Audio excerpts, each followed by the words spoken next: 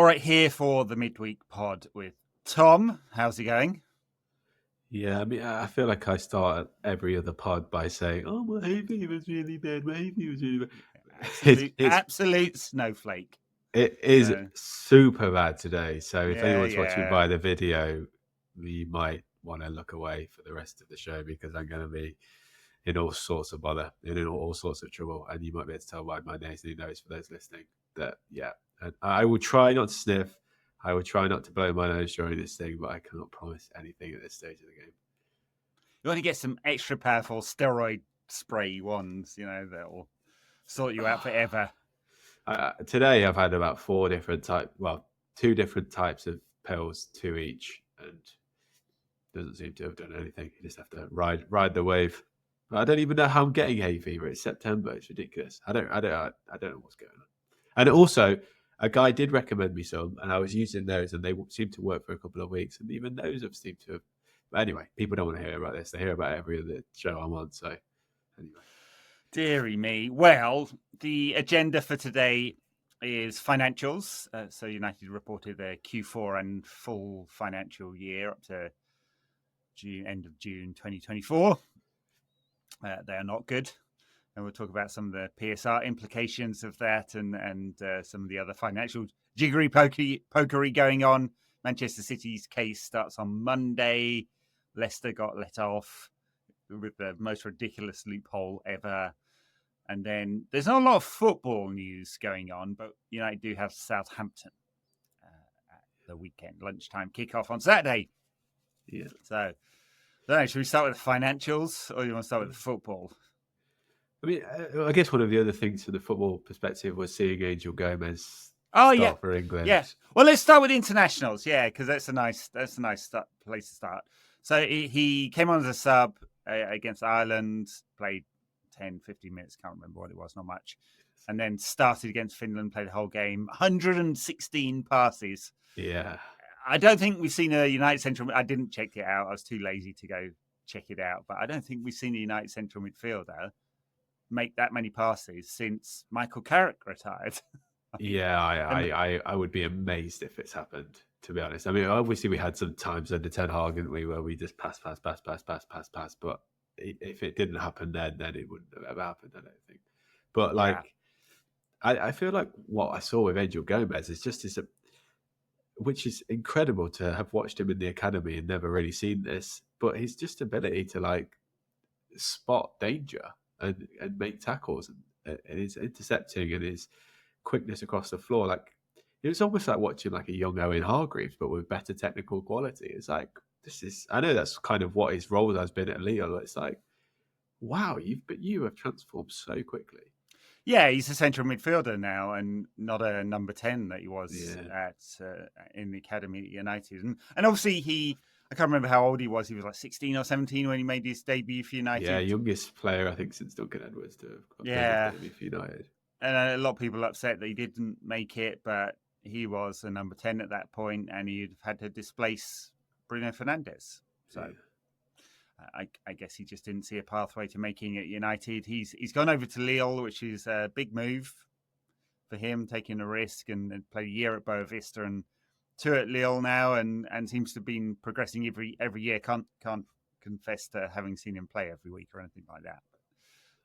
He is out of contract next year, and of course, given his performance for England, everyone's going, should we bring him back? Yeah. So it'd be a freebie in the summer.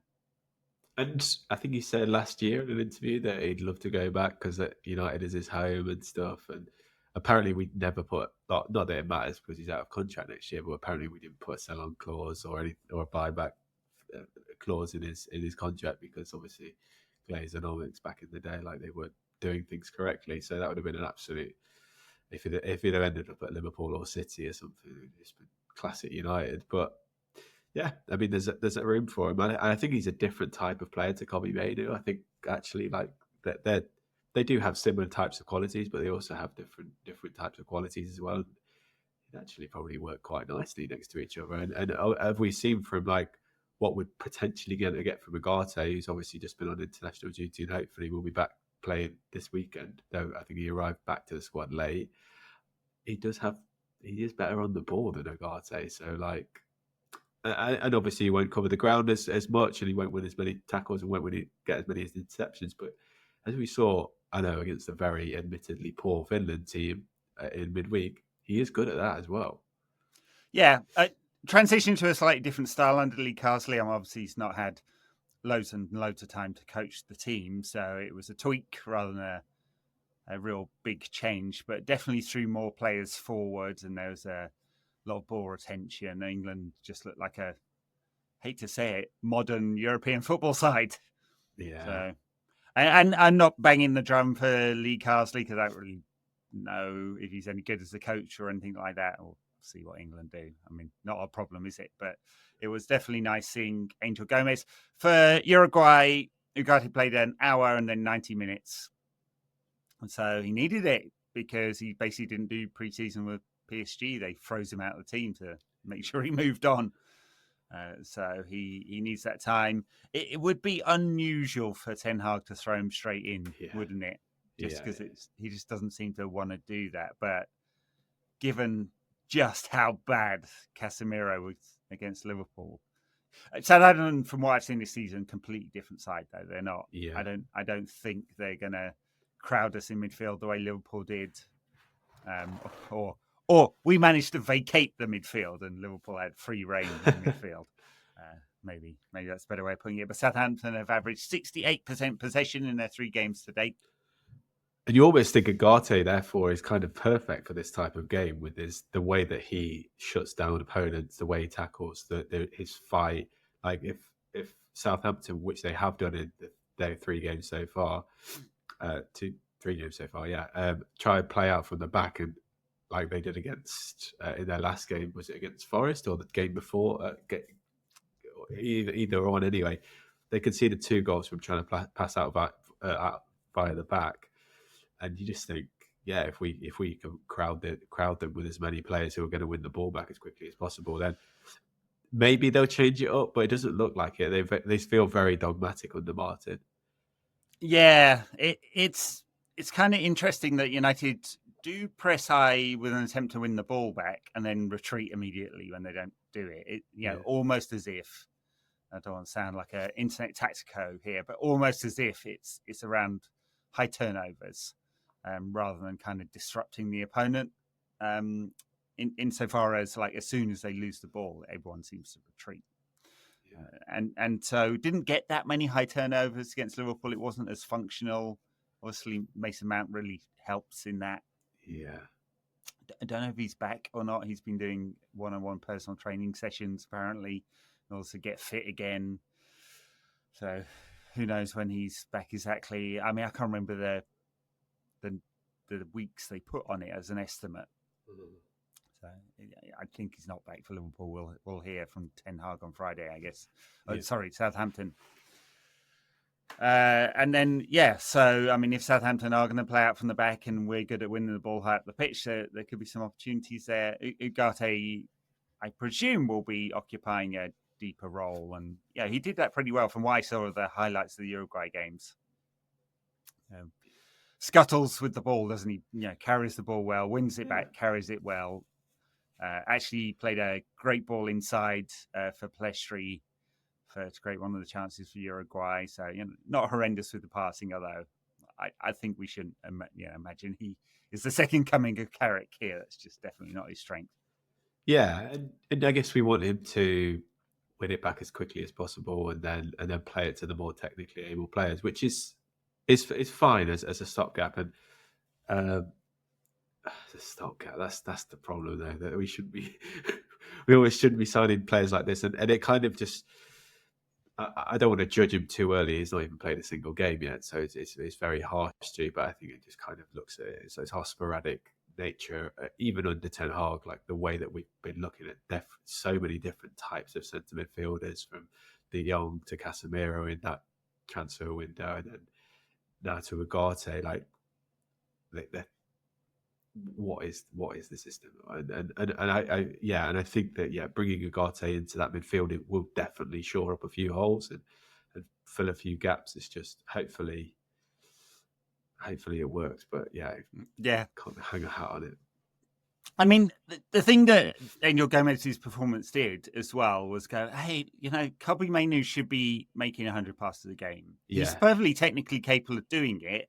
And yeah, I don't think it's that he's not wanting to get on the ball. I think it's the system where United try and get the ball forward really quickly. yeah, And it's not hoofing it long, but it's just direct. And so we're not creating control in midfield in that way. But he's perfectly capable, I think. And in a system that prioritised building up through the centre, he would make 100 passes a game. But we yeah. don't. And I think this is the thing that kind of really I took from Gomez's performance as well is that if he'd had stayed at United, we wouldn't have made him into that player. We wouldn't have he created the discipline that he has, like the ability for, and that takes a lot for a number 10 who was very much like playing in a free role for the academy and for Yeah. England youth teams. Like was just kind of going because he was so technically good, going anywhere to find the ball. And like if you think back to like that under-17 World Cup team when he was playing with Sancho and Foden, that was the elite of the elite. I think Mason Mount was also in that squad.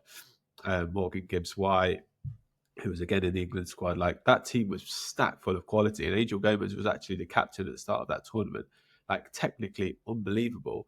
So for Lille to be able to retrain him to play as disciplined as he is, the reason why he's getting so many touches of the ball is because of that discipline. Because he's not marauding around the pitch to try and find the possession. He's staying in that sense in front of the defence, like finding the angle to receive the pass.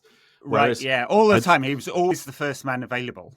It felt like he was always constantly around the ball. Yeah. incredible, like how they've taught him to play like that. And you just think at United, that wouldn't have happened. We don't do that with players. Like we don't make them disciplined. We don't retrain players to play in positions. Like, and I guess it comes to the nature of what United is as a beast. Like we have to win now, therefore we can't kind of take project players on. But like Liverpool do it. Like Liverpool improve players and retrain them to play in different positions. Like Gravenberch potentially is an example of that. Like you can see how We'll see. he's potentially come. Yeah, we'll see. I'm always a bit sure. suspicious after a couple of games, going, It "Oh is. yeah, It is. It he's is the true. next But coming of Beckenbauer." Yeah, I mean, come on, yeah, we'll find out. Yeah. it is true for sure. But yeah, that would, like I say, like the best thing that happened for Angel Gomez was that he left United to be able to Yeah. become this player because he And would I have don't never think it been was able to wrong stay for at United to. No, I mean, he no. didn't want to sign that new contract anyway, No. and I don't think it was wrong for Angel. I mean, clearly for Angel Gomez, it's the right decision because he got game time and he's developed as a player as a result. Yeah. Anyway, it'd be interesting next summer. I think Petit has said United looking at two midfielders next summer, which makes a lot of sense if Eriksen and Casemiro go. Eriksen definitely. Casemiro depends on finding someone to take him off our hands in some fashion. So it may be two or three midfielders.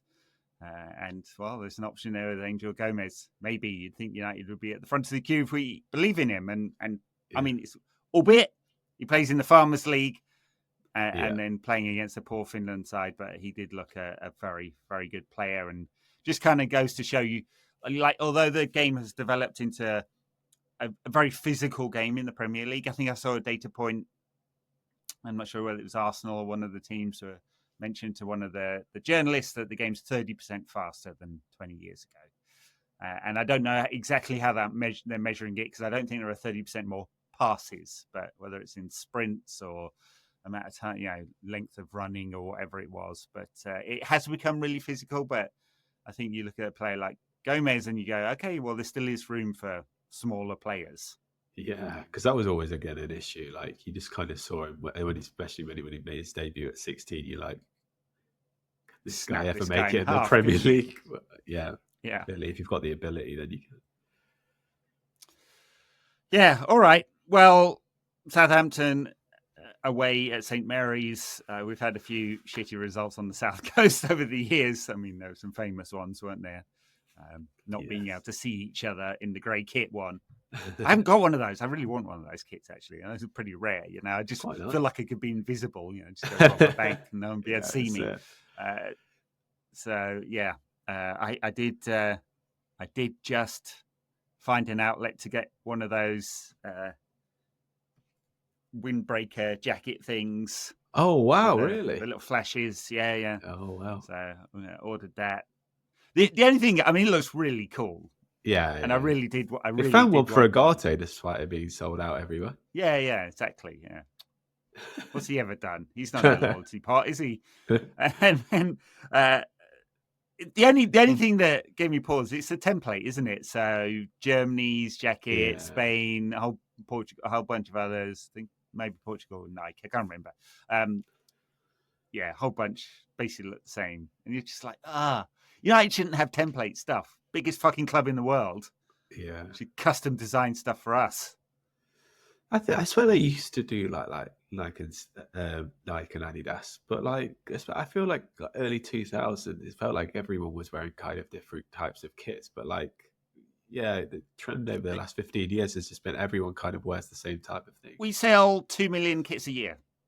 They can like do a template for us. I know, like you see like people on Twitter doing it. Like it's like I don't think it's hard on the printing either. Anyway, United have to win. Yes. I mean, 2 defeats in the past 3 games, catastrophic against Liverpool. I don't know whether you saw the presidential debate and all the shenanigans around that. Yeah, highlights. I'd say watch it with the kids. They were going, what? They eat dogs? They're eating dogs.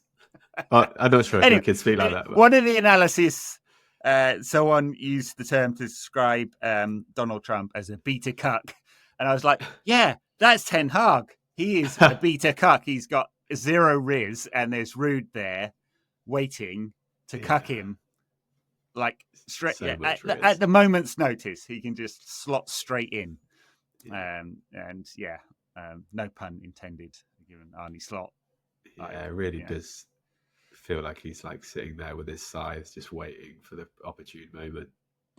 Yeah, it's just a knife him in the back. Yeah.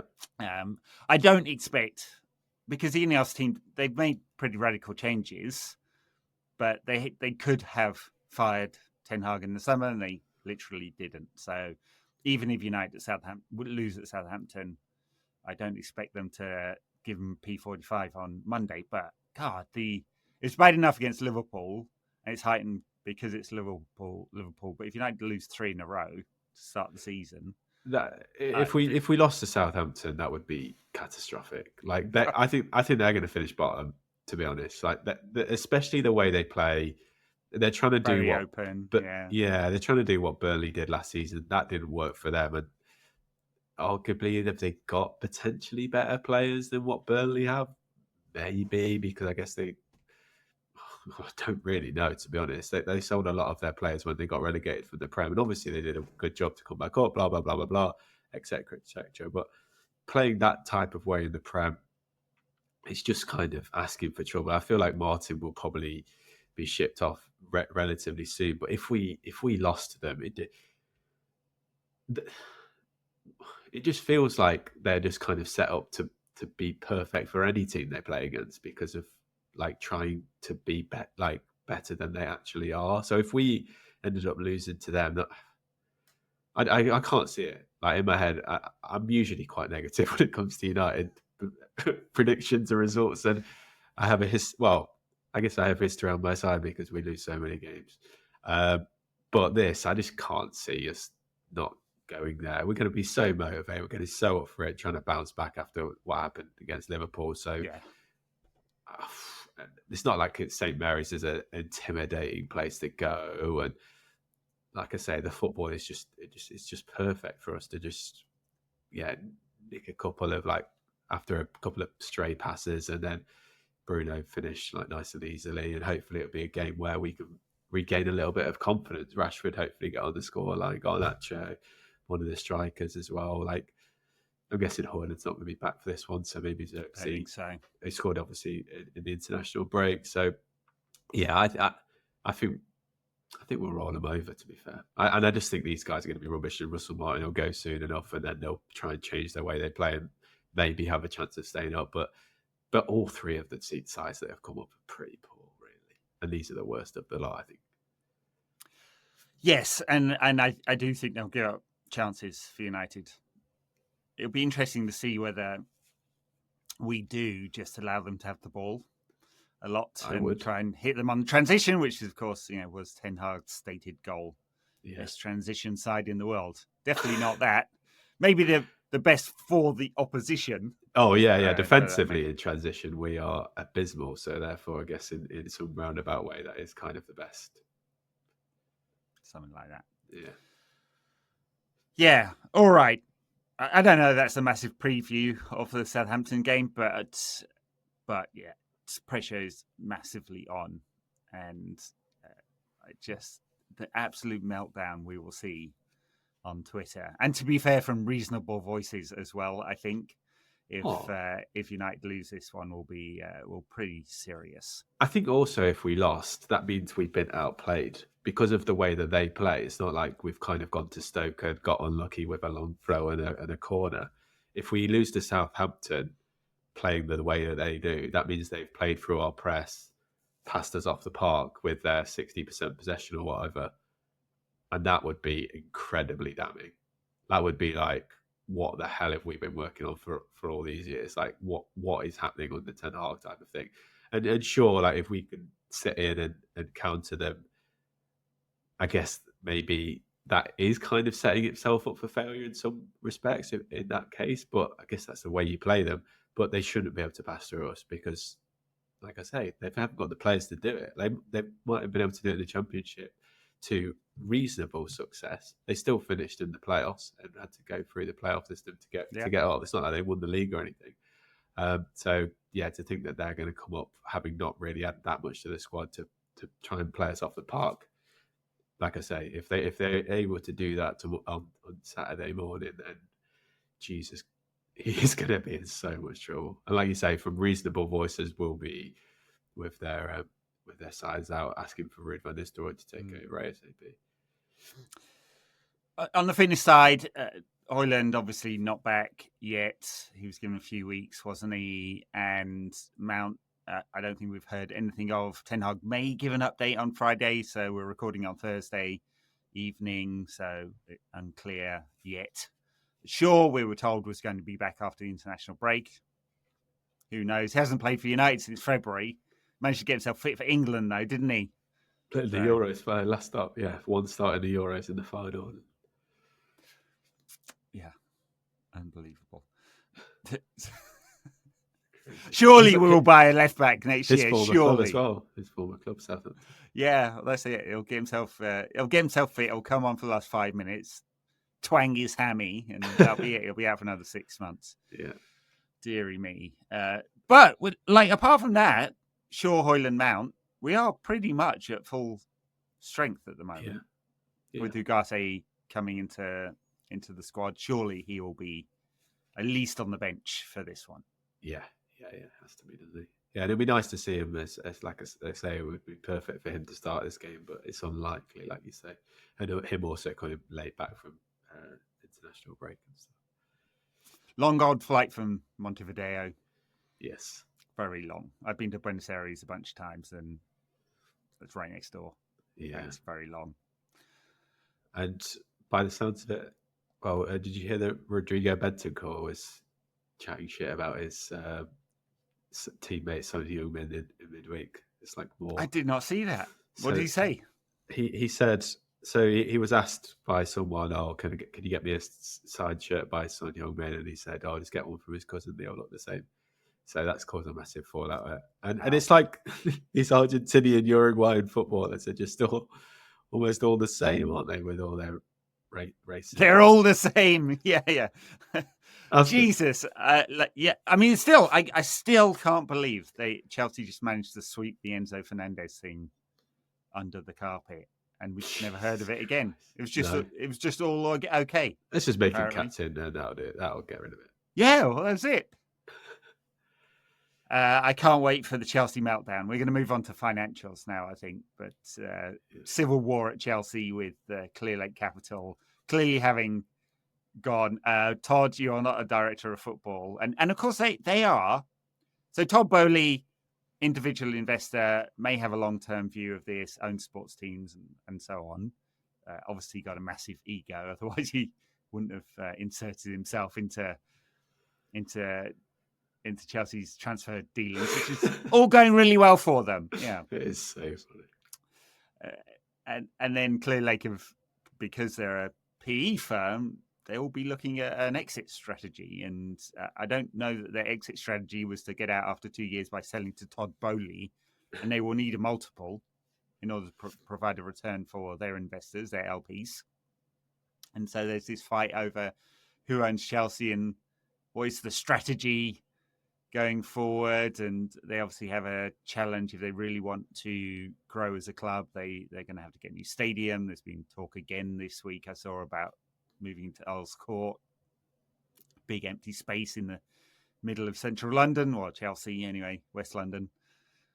And so, anyway, I just thought I'd mention that. It's kind of fun. But the thing is with Chelsea, you can't have these conversations about what the strategy is going to be when you've literally put in place a 10-year strategy, essentially, by putting all these players on ridiculously long contracts. Like, you maybe should have had this conversation a little bit earlier, really, lads, because you are in this for the long term. And it's so funny kind of listening to like talking heads, like experts from everywhere. Like I've heard kind of give their take on the Chelsea stuff, and it's like, and they always kind of ask the same question: does this make sense? And people are trying to like roundabout ways, going, oh, maybe this, maybe that, maybe this. Like, it's just hilarious because it doesn't make any sense, and it's just, and the more the more it happens, you just like, oh, I just want this to keep going because I've never seen anything like this. No one's ever seen anything like this. It's great entertainment, and you kind of thinking like, am I being gaslit by this,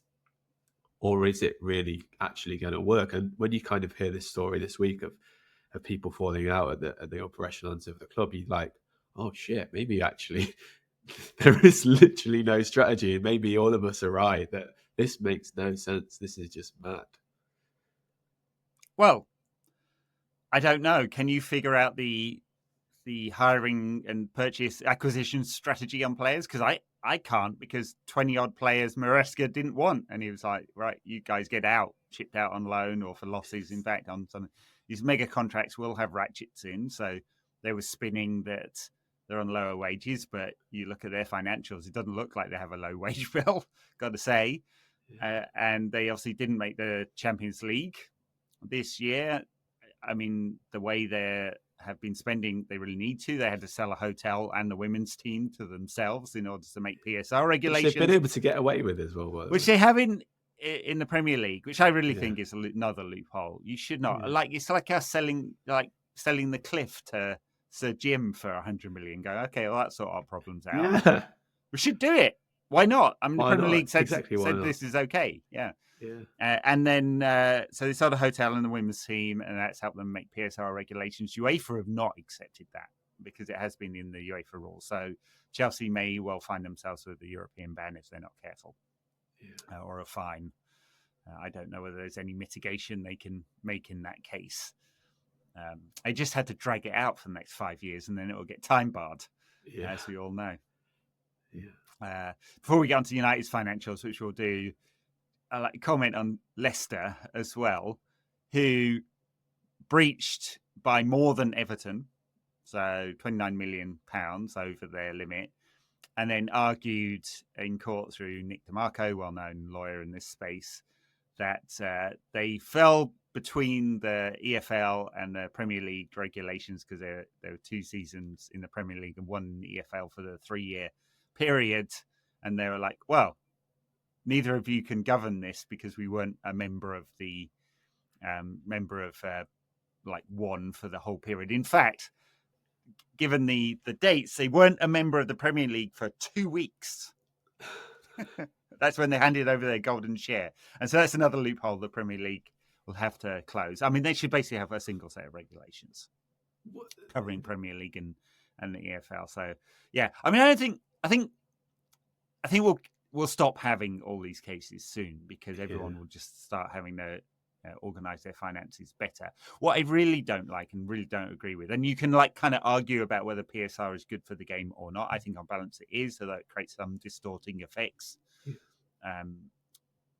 What I don't think is cool is the kind of arguments that some of the clubs are making. So we've seen Newcastle come out and say, oh, well, we had to sell our these younger players. Elliot Yeah. Anderson, who's doing well at Forest. We had just don't buy a bunch of players you can't afford. Then you won't have to sell younger players. And then Enzo Maresca said the same thing at Chelsea.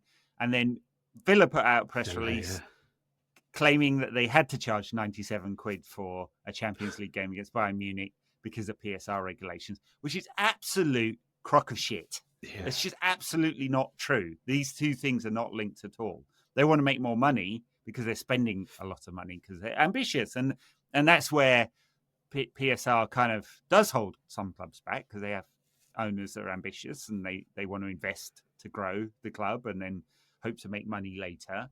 And in a sense, financial fair play and PSR regulations do hold those clubs back. Doesn't mean you can't grow and become successful. Look at Villa, right? They have managed it. Yeah. But if you say we're in a world of unlimited spending, well, Big Jim has got a massive fucking wallet. And if he wanted to, he could blow everyone else out of the water, except for the state-owned clubs, of course. So no regulations. They would be winning everything because no one else would be able to compete. And then Big Jim will be just behind because he's really rich. I'm not sure that people actually want that. So. Yeah, and I think that's, and I guess we're going to get onto the United stuff now, but I think that's what I've seen a lot of arguments kind of on Twitter and elsewhere from fans of other clubs saying this, like, oh yeah, United are able to get away with just spending what they want. But did you not see what our transfer window this year? We've sold so many players, and the reason why McTominay had to go, and I kind of wanted him to go, but in terms of our squad, we could have definitely done with McTominay, as another body, as we saw against Liverpool. The reason why McTominay had to go if we wanted to get Ugarte in is because we needed the money. We needed to balance the books out. We are playing along by the rules like everyone else. So to obviously put point forward is so disingenuous, and it kind of just speaks to the way that football fandom is obviously in this country. That people, it's just all, and it's like politics as well. It's the same type of disingenuous arguments that people are making all the time. It's can't you just have an unbiased opinion? Why are you always defending your club to the hill? And I don't. United fans aren't like that because obviously we've had owners that we don't like down the years, so we've always kind of been very critical about the club. But other clubs, especially City and Newcastle fans, because they always have this messianic kind of feeling towards their owners because they've basically saved them from the shit. They were in such a bad position and they've lifted them out of obscurity to relevance and competitiveness again. And with it, it's just brought this weird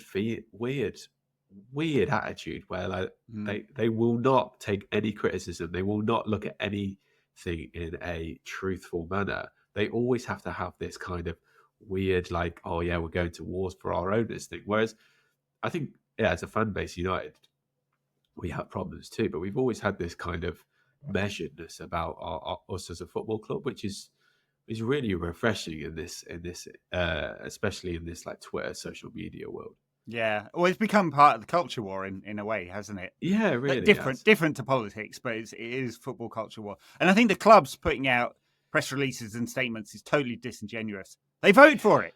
It is a members club, the Premier League. They voted for the rules. UEFA's regulations, by the way, much more stringent. You can lose much less money. It's 30 million euros rather than 105 million pounds. And we're slowly moving into this squad cost rule. It's 80% this year and 70% next year. And so if Villa want to be, and Villa or Newcastle or whoever, not just particularly picking on Villa, but if they want to be in UEFA competitions, they're going to have to fit into those rules. So deal with it. Stop being such fucking snowflakes. All right, let's get on to United's financials, which are a real mess. So in one sense, it was record revenue. So this is the full year to 23-24 of £661.8 million. Obviously, some of that in the Champions League. And the new Qualcomm deal kicked in, has been extended through to 2029. I'm always a bit suspicious when they do this kind of thing because I think by 2029, same with the Adidas lengthy contract, I don't think that will look that big by the time we get near the end of that Adidas contract, and 2029 for the fronted shirt deal. But maybe they see a ceiling on the expansion of the football market, but I'm not sure about that. It's certainly not the way that American private equity investors are thinking about. Yeah, not at all. About football. Yeah, I mean, some of the other things. So we're up to 511 million of total debt. Joy. That's pounds. Incredible. And we lost something like 130 million over the 23-24 period. About 50 million of which were exceptional items associated with the takeover.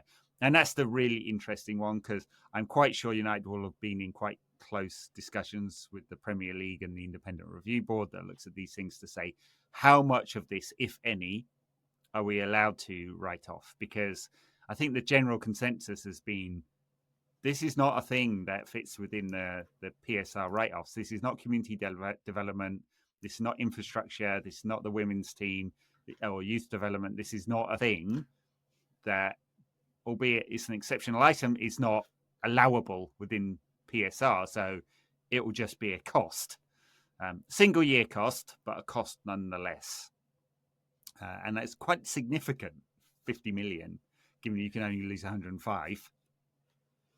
And what is that? Is that I saw legal some people fees, say it's like admin fees, almost like legal process, fees, like, and the like, investment bank. So yeah. the investment bank will have charged a fair old premium to do the transaction. So Rain Group will have been paid tens of millions.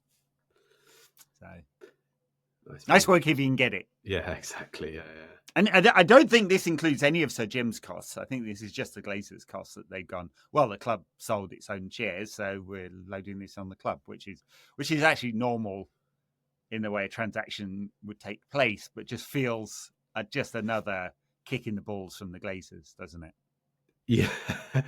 Yeah, it's like, yeah, don't forget that we're still here, boys. Almost, that's what it's kind of like. It's like a little reminder. Yeah, it is. That they are still here. They have not gone.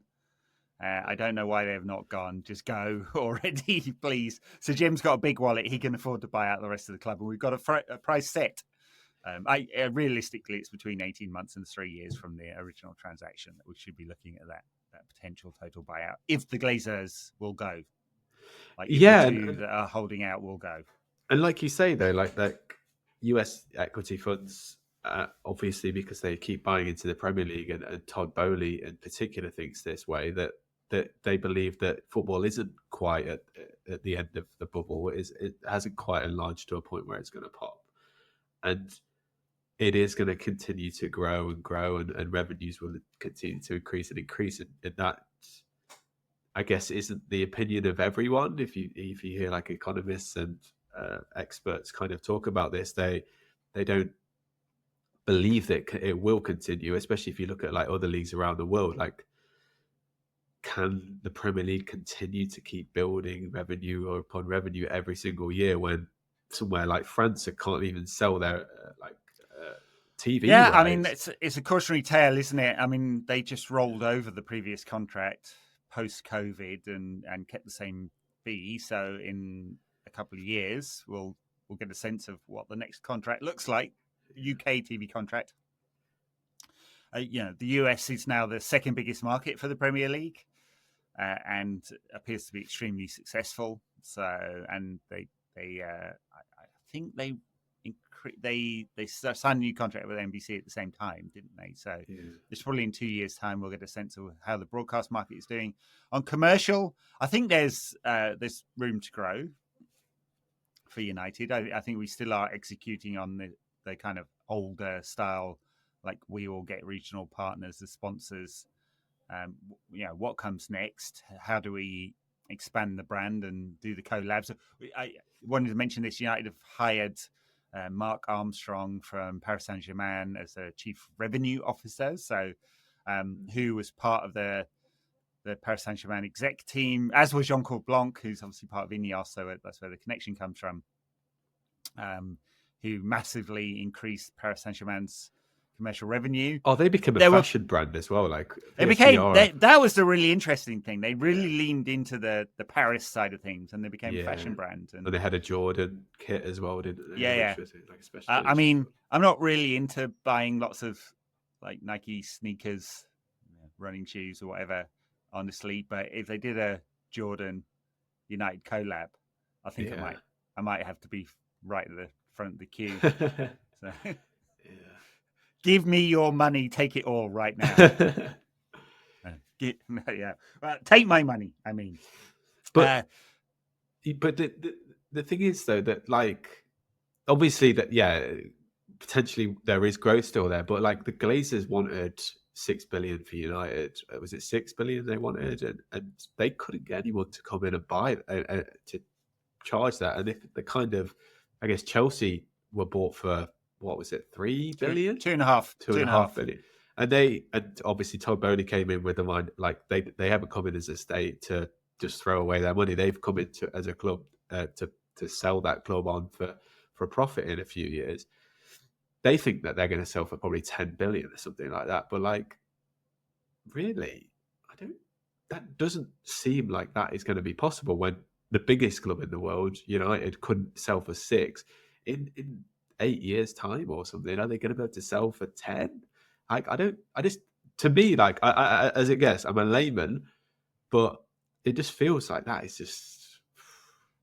Well, therefore, like, what are your revenue sources as a football club? Broadcast deal, and there is pretty significant evidence now that there's downward pressure on the broadcast deals. So, I guess and also when the labour costs are so high, like the cost of wages are so high that I don't think that's going to go down. No, and that's partly PSR. I mean, certainly with Project Big Picture and definitely the European Super League, there was a very strict cost control measures in there. Yeah, because like they were. I mean, Real Madrid had their own. Real Madrid, Barcelona had their own reasons for wanting cost controls, but especially US private equity investors, they want cost controls because in US sports it equals profit. Yeah, like you have strict cost controls. You then take out the rest as owners, and you have that kind of allowed to do that.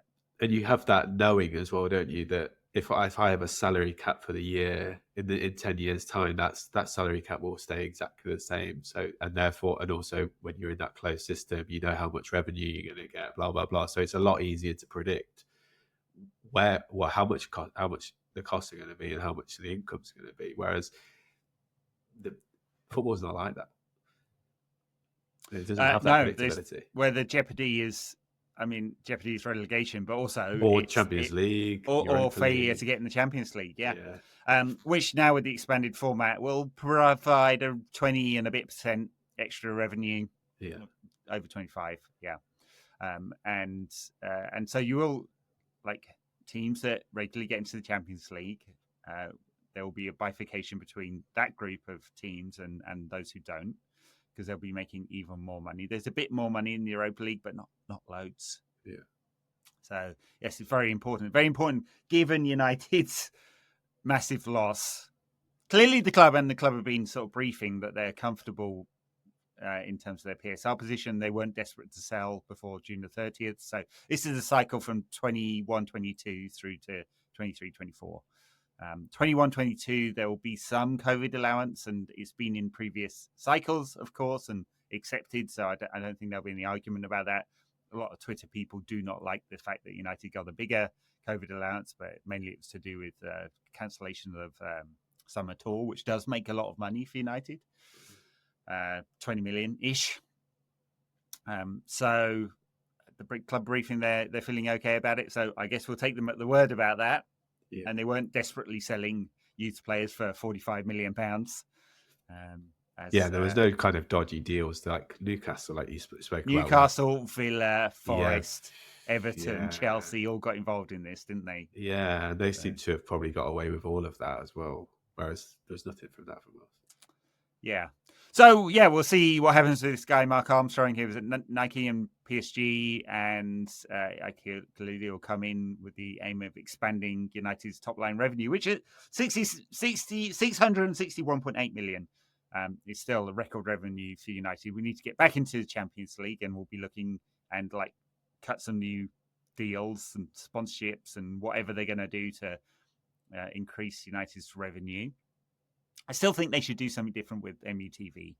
It's this weird kind of niche product that they put a fee on, and I think given United's global reach, that a freemium model is better. But hey, what do I know?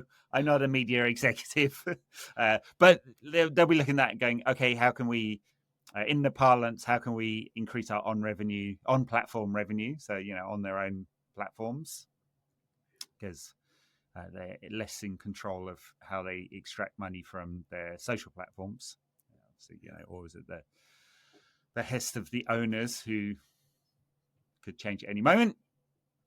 But yeah, we'll see what this guy does. Be interesting. Yeah, it will be interesting. Yeah, hopefully not with massive ticket price hikes, because there were some price rises again this year, second year in a row. Prices rises, obviously jacked up parking, especially for disabled supporters, which has come with some controversy at other clubs as well. That was one of the few good things that the Glazers did, to be fair. Like, they didn't hike prices that high. No, they did at first, and then they froze it for a decade. Yeah. It kept remaining the same, and you're like, wow, to be honest. Yeah.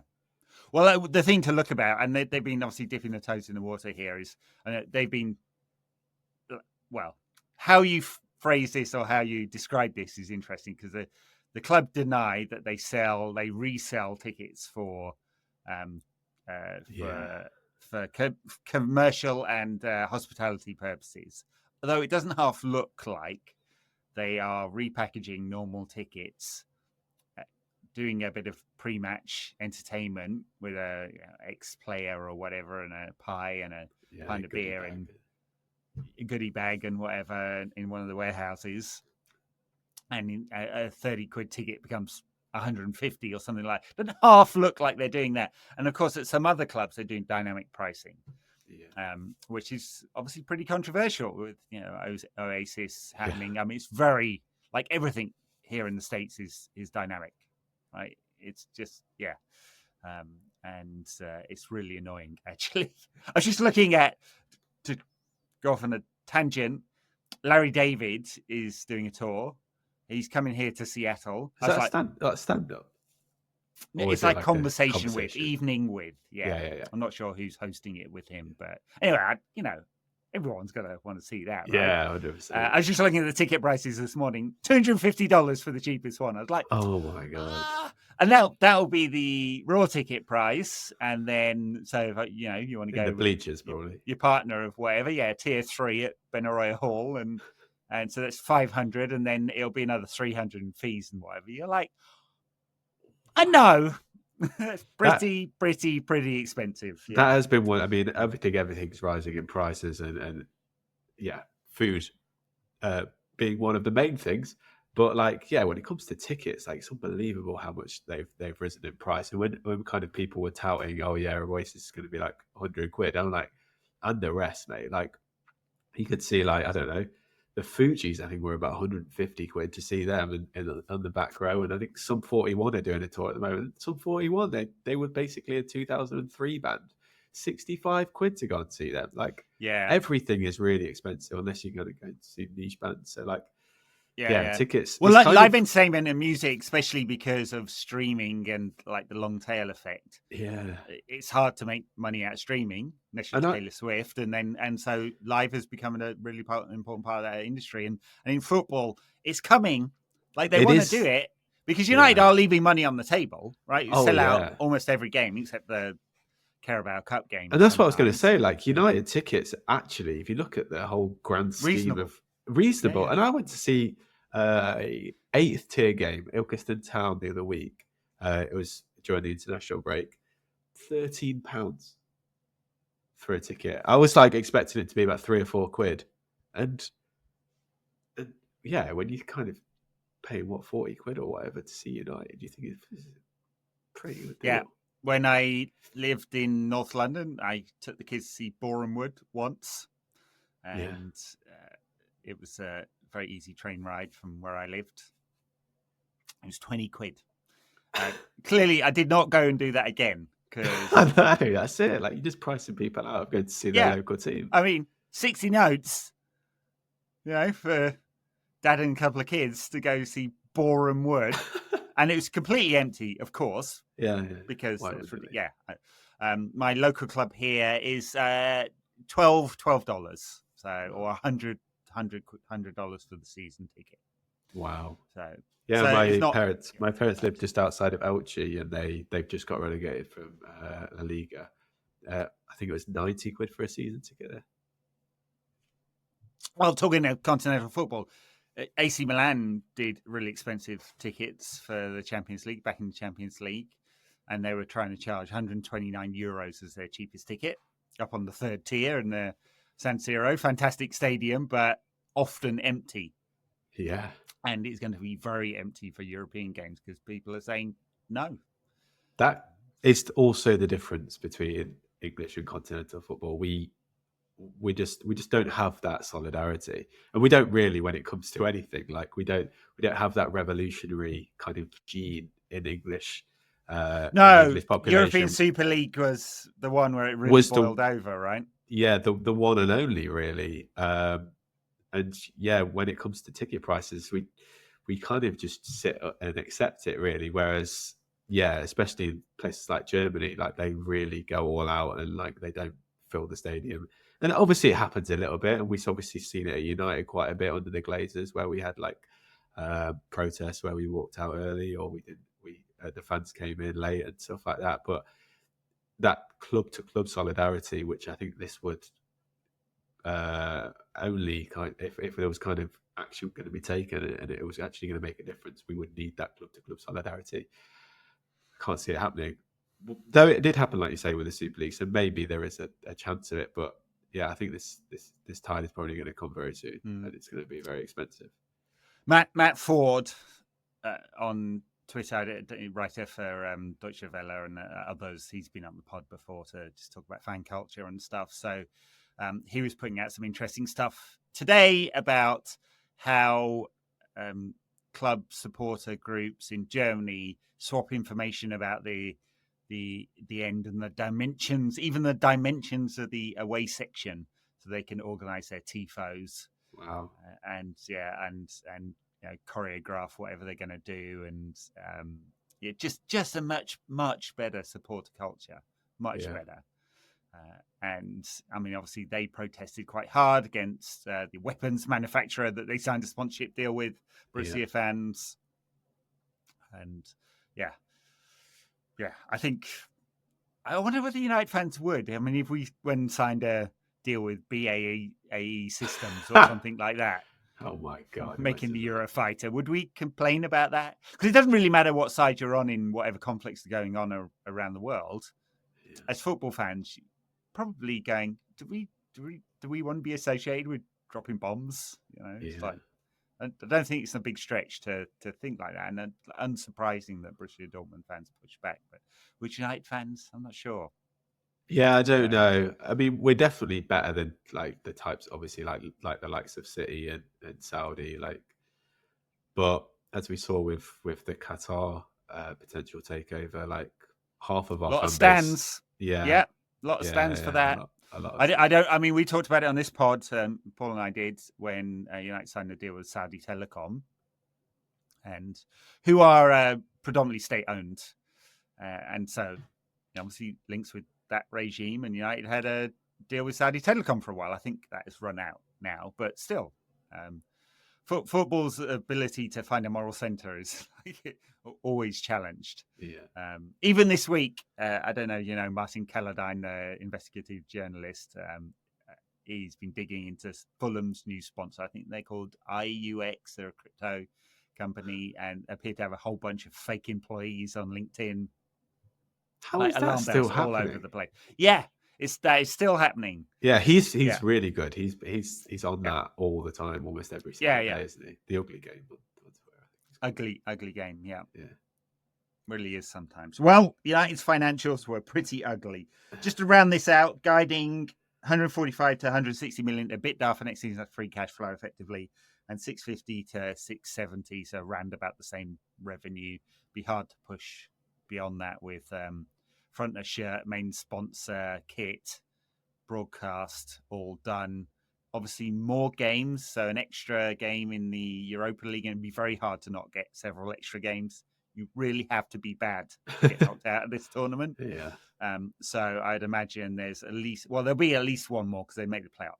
They've got to make the top 24. Come on, and probably more than that, given the standard of competition. So a lot of games, United make about 5 million a game revenue for match day.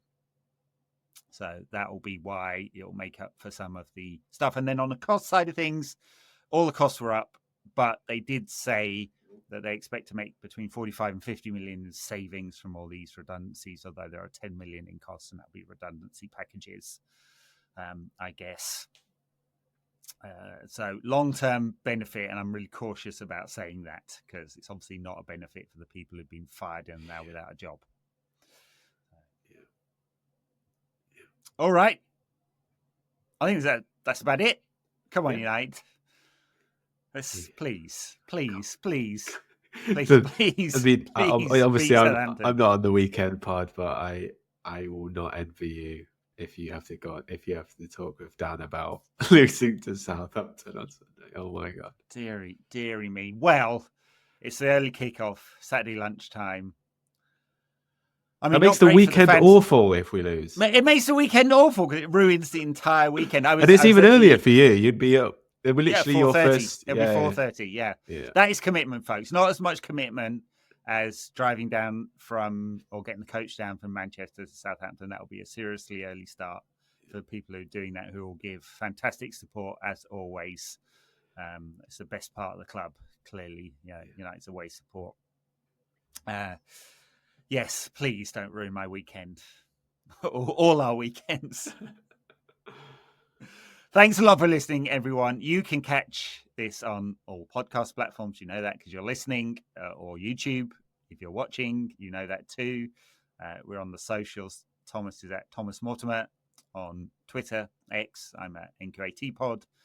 Also that one for Facebook, Instagram, Threads, Blue Sky, and I finally started a TikTok account, which is just going to be the same stuff I post on Instagram, basically. Woohoo! Gen Z. And this, drop me a DM, slide into DMs on any of those platforms if you want to help out with the socials, because I could do with some help, honestly. Free intern. I may pay you a little bit. It won't be much. So, thanks, everyone, for listening. Really appreciate your support, and we'll catch you soon.